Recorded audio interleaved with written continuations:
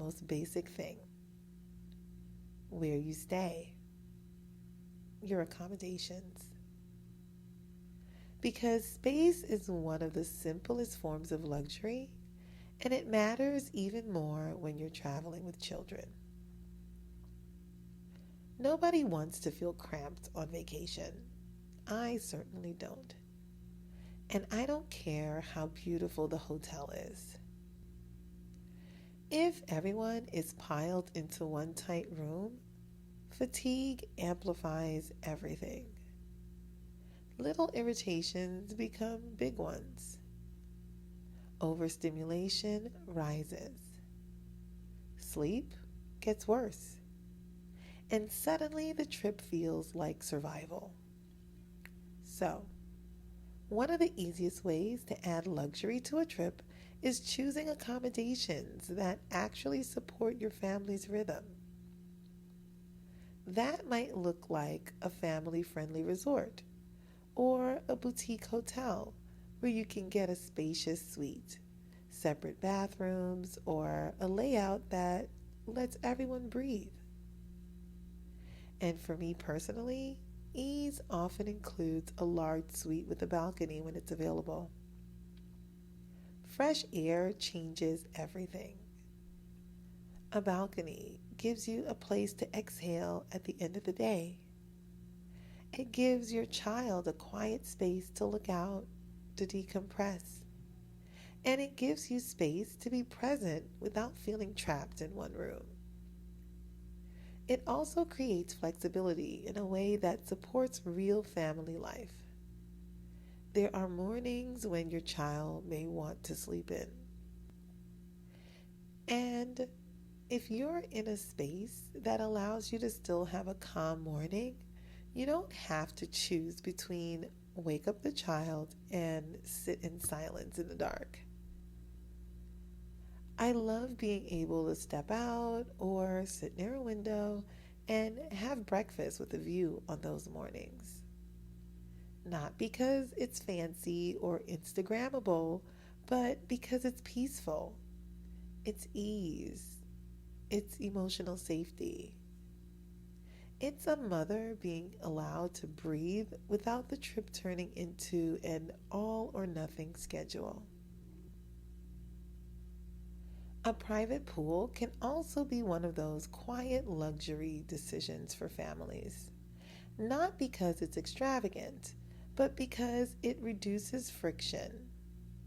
Your child can play and practice their swimming techniques. You can relax, and you don't have to do another transition or pack another bag or manage another environment. It gives you privacy and simplicity in the same breath. And then there's another layer that I really love because it blends luxury and learning so naturally. And that is on-site educational programs.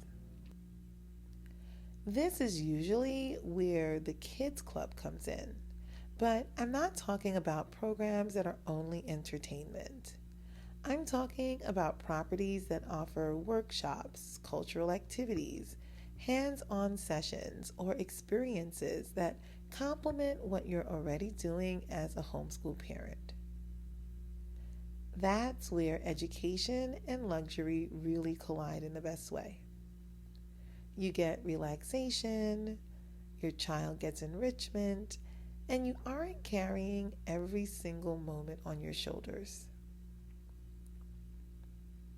Another option that can be beautiful for homeschooling travel is a private villa rental. Villas can give you the comforts of home with luxury amenities, personalized service in some cases, and a setting that supports quality family time.